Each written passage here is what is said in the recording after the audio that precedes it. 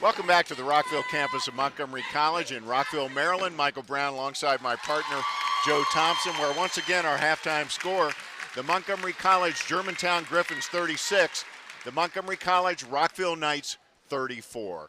And Joe, both of these teams have really had a successful history, and a lot of that is due to their head coaches.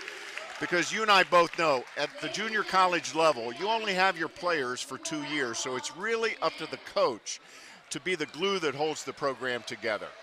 And before the game, Joe and I had a chance to sit down with players from both teams, and we asked them what it's like to play for Germantown's Xavier Joyner or Rockville's Steve Hobson. Let's start with the Germantown players. He pushes us to our limits. He's here. He's like a father figure to us. He's like a coach figure. He's here in every possible way to help us. He's also big on us about our grades and everything. So like, he's positive about everything, so you feel comfortable in the situation that you're in. Coach Johnny is the first coach I have in the United States, and he's like my dad. And Coach Jimmy, because they teach me how to listen to plays, you know, because I have problems with my English when I got here.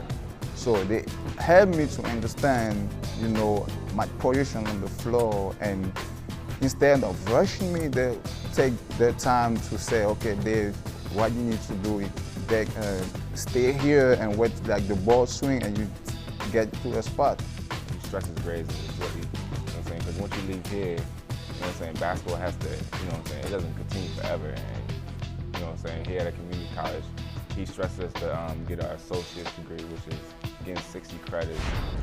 Well, Joe, these Germantown players, Xavier Joyner really plays a lot of roles for him, doesn't he? He certainly does, Michael. First of all, he's their coach, and one of the things he does as their coach is he teaches things like teamwork and discipline and perseverance, and these things that are going to definitely help these guys throughout their life. But first and foremost, he's about education. He wants to make sure that these kids get their education, get their degrees, and are set up for the rest of their lives. Basketball is a fleeting thing, but this is something that's going to take them throughout their lives. Boy, that is for sure. And Joe and I also had a chance to talk to a couple of the Rockville players about playing for their legendary head coach, Steve Hobson. He's a good guy. You know, I like the offense that we run. You know what I'm saying? Everybody get to touch the ball, get involved and everything. He's a good coach. Sometimes he can be real tough, and then sometimes he can be okay. It's a very a good stepping stone, because Hobson, he's kind of like Coach Glick in a sense. You know, I kind of relate to him, so therefore when I came here, I was kind of used to his style of coaching. You know, like he hops on us on every small little thing, but in the end he always wants us to get better, you know, because he knows our potential is much greater than what we expect. He get up on me about little things a little bit more when I play the point guard position and everything. But, you know what I'm saying, I like it, it's cool. I understand what he's trying to do, trying to make me be better. Joe, there's no question that Steve Hobson is a legend in the history of NJCAA men's college basketball. I mean, these Rockville players are really getting the opportunity to learn from one of the all-time greats. Well, Michael, Steve Hobson, one of the things he really tries to do is push his players to reach their potential. He's sometimes pretty harsh on his players, but what he wants them to do is be able to reach that deeper level of strength that they don't even know that they have. And just like Xavier Joyner, he too is a stickler for academics. He wants to make sure that these guys get their degrees, learn in class as well as on the court. And like we said, both teams had very successful first semesters academically. Well, we're just a couple of moments away now from the start of the second half, which I cannot wait for after that first half. So let's take a look at some of our statistics from the first half of action. Again, the score 36-34, the Gryphons on top. And you can see that things are pretty much even. From two-point field goals, one apart, three-pointers. Rockville has the lead there. Germantown, which isn't that good of a three-point shooting team, hasn't hit any, and that stands to reason.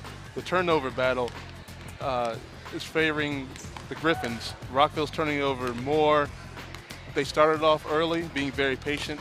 As the half went on, they started moving a little bit too fast. Germantown's pressure kind of got to them, while Rockville, which wanted Germantown to start pawing at the ball, Rockville hasn't been able to hold on to it themselves.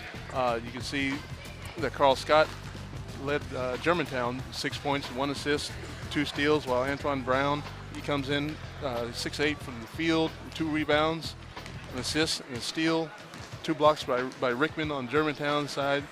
Lots of offensive rebounds, and one of the things that I really want to point to is the fact that Germantown has 15 rebounds, Rockville has 14. Rockville has not lost a rebound battle in any game this season, so to be down 1 rebound at half is pretty significant.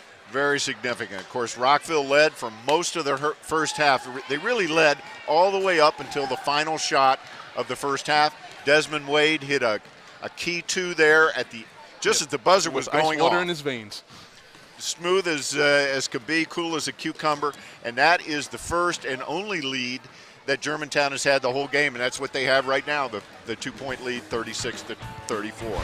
We cannot wait for the second half. If it's half as entertaining as the first half, we're going to have a lot of fun watching it.